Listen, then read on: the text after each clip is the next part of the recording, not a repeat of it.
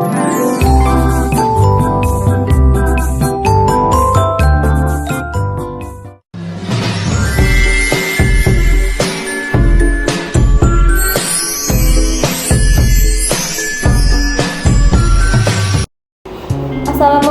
warahmatullahi wabarakatuh. Perkenalkan, nama saya Naila Abdul Ramadhani. Saya mahasiswa program studi pendidikan guru sekolah dasar kelas 6B dari Fakultas Keguruan dan Ilmu Pendidikan dari Universitas Muslim Nusantara Al-Wasliyah. Pada kesempatan ini, saya akan menyampaikan rangkuman materi mata kuliah pendidikan karakter yang telah saya pelajari selama 1 semester, mulai dari pertemuan kedua hingga pertemuan ke-15. Adanya video saya buat karena untuk memenuhi tugas UAS saya, yaitu mata kuliah pendidikan karakter, saya memilih untuk menjadi mahasiswa. Baik, langsung saja di sini saya akan menyampaikan pada pertemuan kedua. Saya mempelajari tentang konsep dasar karakter. Dari materi ini saya memahami bahwa karakter merupakan nilai-nilai baik yang dimiliki seseorang yang tercermin dalam perilaku sehari-hari. Karakter tidak terbentuk secara instan, tetapi melalui proses pembiasaan dan pendidikan yang berlangsung terus-menerus. Contohnya, ketika kita membantu teman yang sedang kesulitan tanpa diminta, hal tersebut menunjukkan karakter peduli. Selain itu, ketika kita mengembalikan barang yang bukan milik kita, hal tersebut menunjukkan karakter jujur. Baik, selanjutnya pada pertemuan ketiga, saya mempelajari hubungan antara karakter dan kepribadian manusia.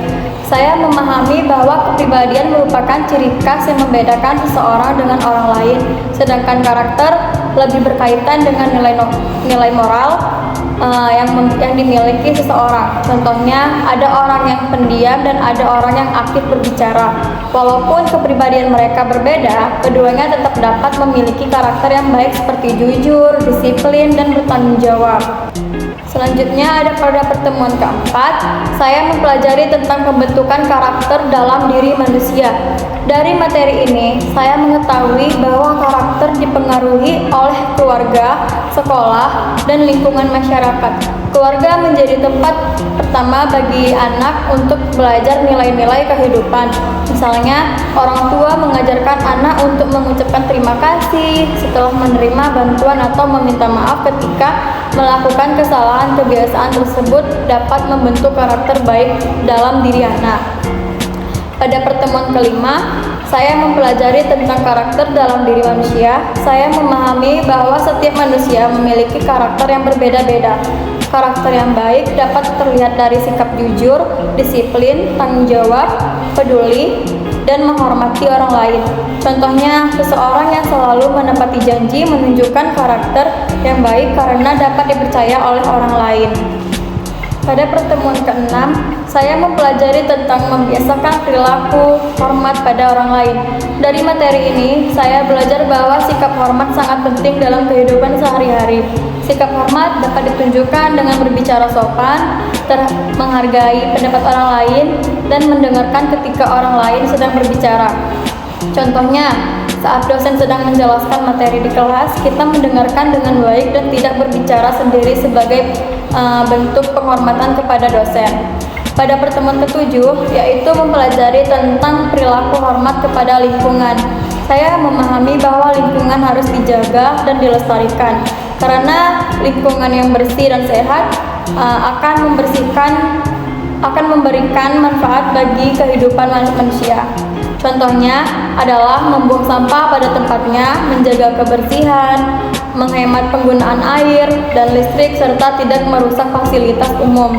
Pada pertemuan ke-8, dilaksanakan ujian tengah semester. Ujian ini bertujuan untuk mengukur pemahaman mahasiswa terhadap materi yang telah dipelajari dari pertemuan kedua hingga pertemuan ke-7. Melalui ujian ini, mahasiswa dapat mengetahui sejauh mana pemahamannya terhadap konsep-konsep pendidikan karakter. Baik, selanjutnya ada pertemuan ke-9. Saya mempelajari tentang perilaku jujur.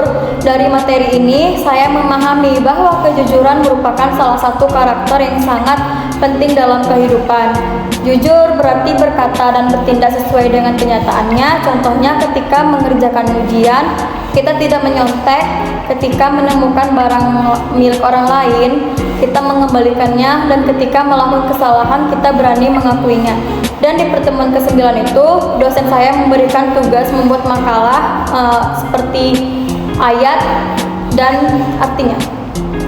Pertemuan ke-10 yaitu perilaku disiplin. Saya memahami bahwa disiplin berarti menaati aturan dan memanfaatkan waktu dengan baik.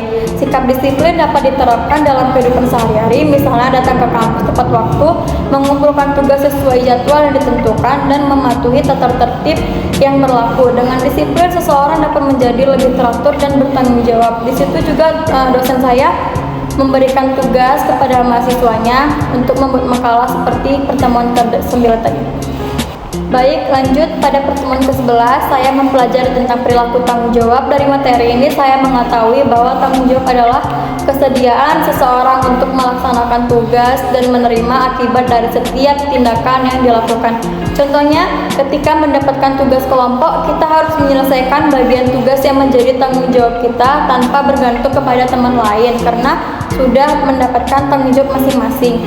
Nah, di sini dosen saya juga memberikan mahasiswanya tugas seperti bentuk makalah. Dosen saya memberikan tugas beserta ayat dan arti-artinya. Selanjutnya, pada pertemuan ke-12, saya mempelajari tentang service learning. Saya memahami bahwa service learning merupakan metode pembelajaran yang menggabungkan kegiatan belajar dengan pelayanan kepada masyarakat.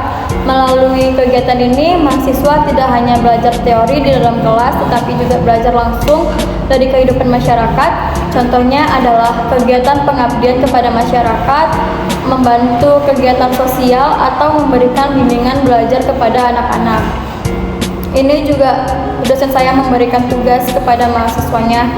Lanjut pada pertemuan ke-13, materi yang dibahas masih mengenai service learning.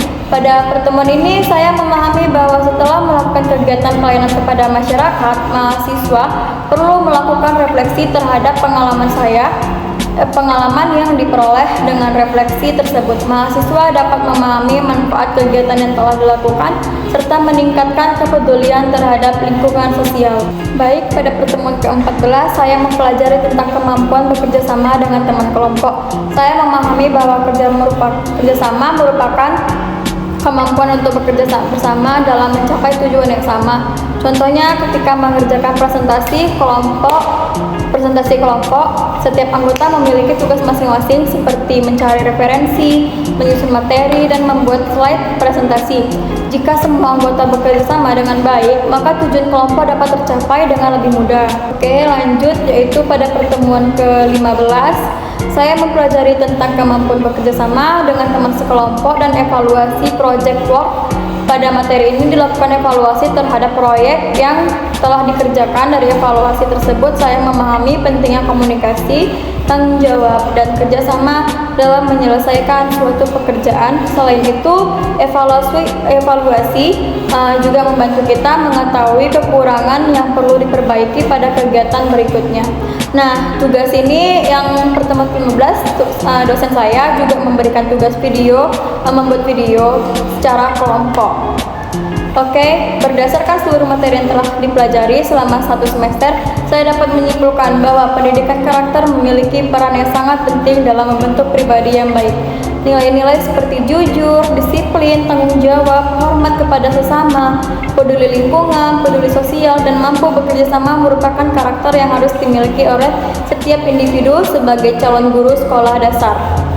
Saya menyadari bahwa pendidikan karakter tidak hanya penting untuk diri sendiri, tetapi juga penting untuk ditanamkan kepada peserta didik agar mereka tumbuh menjadi generasi yang berakhlak mulia dan bermanfaat bagi masyarakat. Demikian rangkuman materi pendidikan karakter yang dapat saya sampaikan. Terima kasih atas perhatian Ibu dosen dan teman-teman sekalian. Wassalamualaikum warahmatullahi wabarakatuh.